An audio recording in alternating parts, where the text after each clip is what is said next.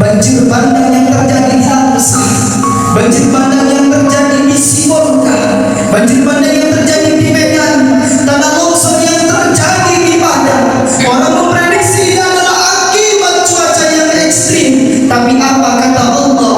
Wa ma kana Allah azibahum wa hum yastaghfirun. Aku kata Allah tidak akan menurunkan azab selama masih ada orang-orang yang beristighfar. Kejadian ini seyogianya yang menarik pada diri kita masing-masing. Mungkin di tengah-tengah kita ini maksiat telah merajalela begitu luar biasa. Orang yang rukuk dan sujud semakin langka. Bahkan diri kita sendiri pun kita lupa kapan kita terakhir sujud dibandingkan malam ketika tahajud. Mungkin orang-orang yang beristighfar sudah tampak samar di tengah-tengah kita.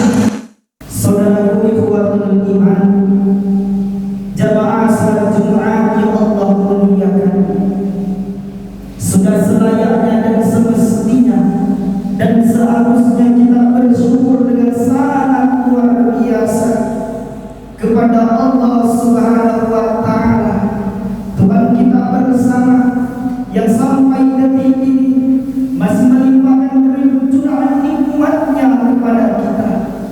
Hari ini kita masih bisa duduk di tempat yang begitu sejuk, cuaca yang begitu tenang, dingin di badan.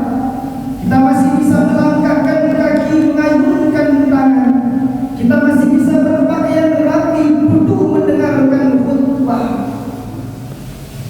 Sejenak kita berbicara ke belakang. Bagaimana agaknya saudara-saudara kita yang masih berada satu pulau dengan kita, yang jaraknya tak begitu jauh dengan kita, yang mungkin kesemuanya kita pernah berkunjung di tempat yang sama.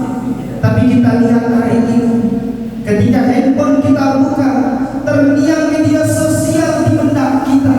Ketika televisi dinyalakan, begitu tampak gambar saudara-saudara kita yang hari ini mereka berlumuran lumpur, yang hari ini mereka tak tahu di mana tempat untuk berlindung, yang ketika mereka menatap ke depan, ombak lautan yang begitu besar, menatap ke belakang, ada banjir bandang yang begitu luar biasa yang akan menerjang, melihat ke atas, yang saat ini kalau kita melihat ke atas, alhamdulillah pepohonan masih begitu rindang di tengah-tengah kita, angin-angin masih berhembus begitu sejuk di udara kita. Tapi ketika mereka menatap ke atas, setiap detik tatapannya roboh dan hancur seketika bukit yang ada di depannya, meluluh lantakan rata rumah mereka. Saudaraku ikhwatul iman, jamaah salat Jumat yang Allah muliakan, maka Allah bercerita kepada kita bahwa begitu mudah bagiku untuk meluntangkan di antara engkau wahai hamba-hambaku yang sombong dan angkuh, yang tak mau bersujud kepadaku, yang ketika namamu dipanggil dan dilantangkan begitu mudah dan indah, tapi kau tak tersentuh hatimu. Mudah bagiku meluluhlantahkan. Allah ingin kembali mengingatkan kepada kita bahwa ternyata paru-paru kita ini adalah titipan Allah, bumi kita ini adalah ciptaan Allah, raga kita ini adalah yang diberikan Allah Subhanahu wa Ta'ala kepada kita. Saudaraku ikhwatul iman, jamaah salat Jumat yang Allah muliakan, bukankah Allah ingatkan kepada kita, tatkala aku goncangkan bumi itu, keluarkan isi yang ada di dalamnya, kunaikkan yang ada di bawah ke daratan, yang ada di atas kulungan ke bawah, maka di situ kau akan melihat wa ma kana Allahu liyu'azzibahum wa anta fi. Allah tidak akan pernah menurunkan azab selama Nabi Muhammad masih berada di tengah-tengah kita. Hari ini Nabi Muhammad tidak ada di tengah-tengah kita. Kenapa azab juga kunjung datang kepada kita? Wa ma kana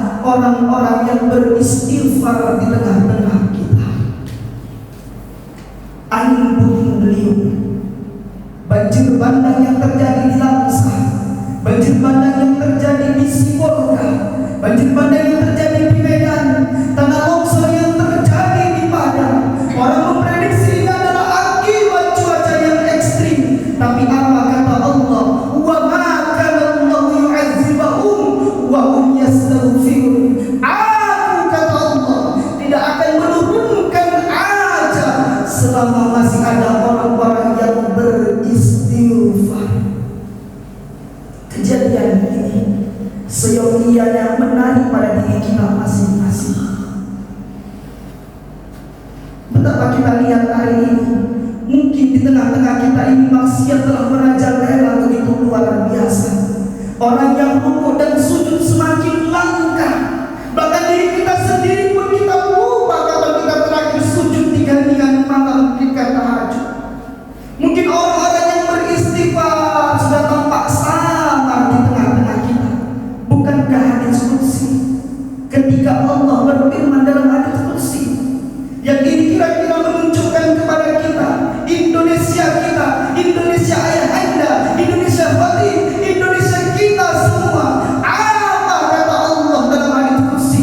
Sungguh ini aku, kadangkala aku sudah muak melihat tingkah laku manusia ciptaanku ini. Aku kadang-kadang sudah muak melihat perbuatan mereka manusia-manusia ini. Ingin sekali pun lantaran mereka.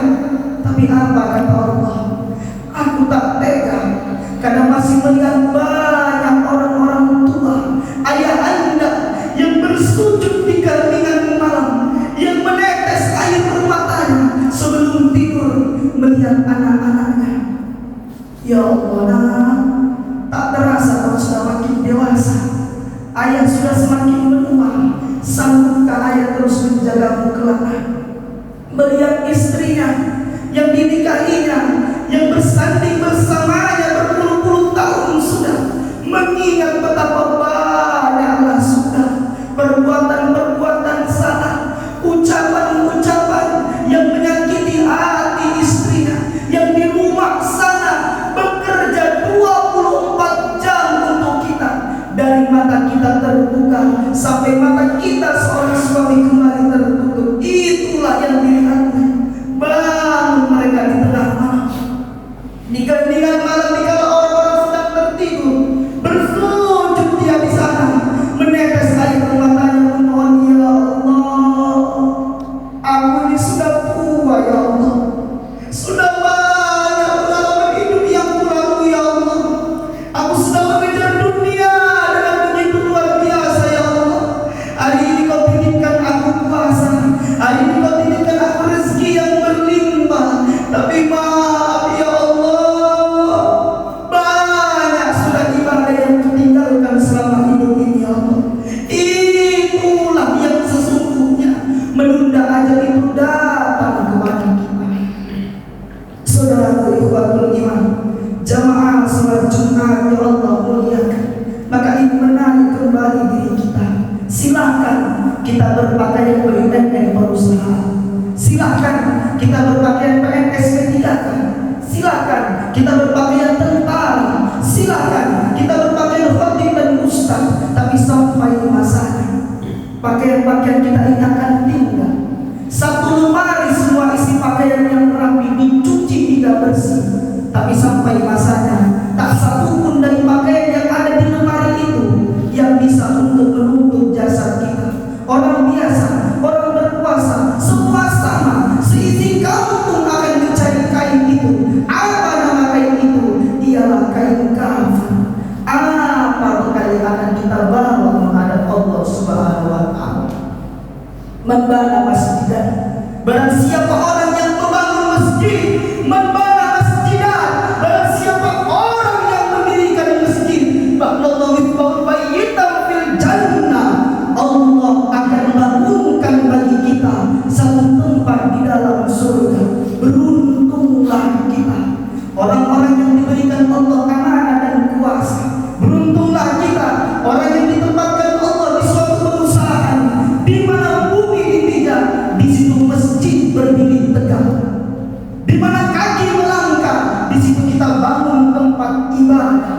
Dari mulai subuh, zuhur, asar, maghrib, tarawih, witir, orang datang sholat berjamaah, maka pada saat itu pahala itu akan mengalir dalam diri kita. Faman ya'mal mithqala dzarratin khairan yarah. Tapi jangan lupa kita membangun masjid, kita bersedekah, kita membantu orang. Sesungguhnya kita bukan menolong Allah.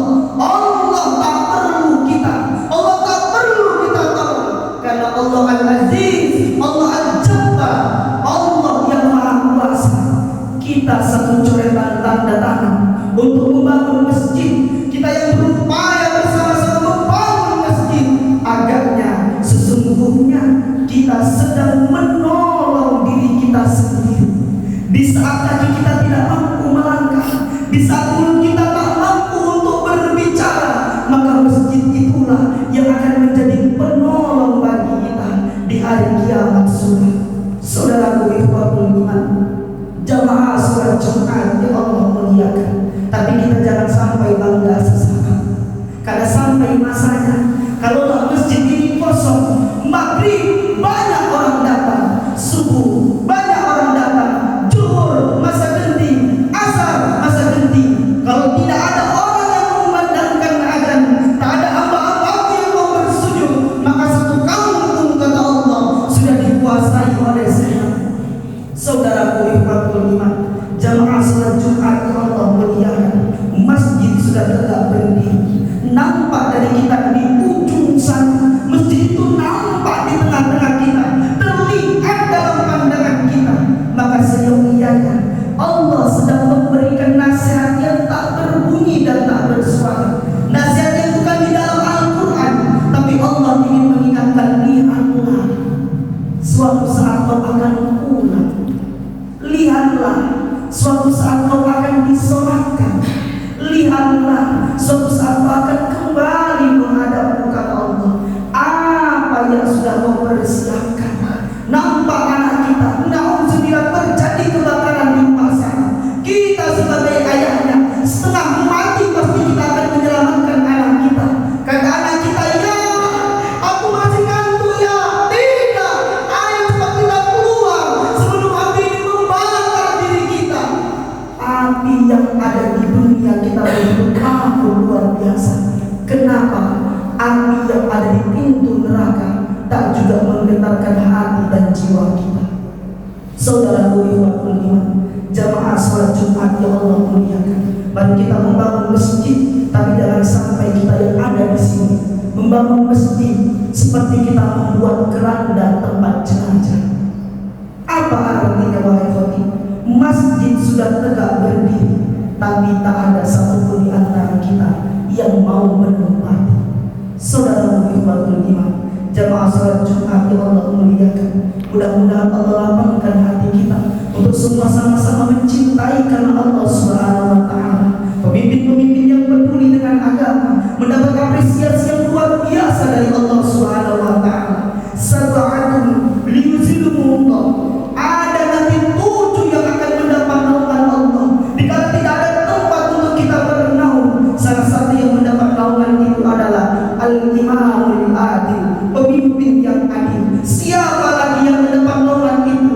Orang-orang yang senantiasa hatinya terpaut dengan masjid.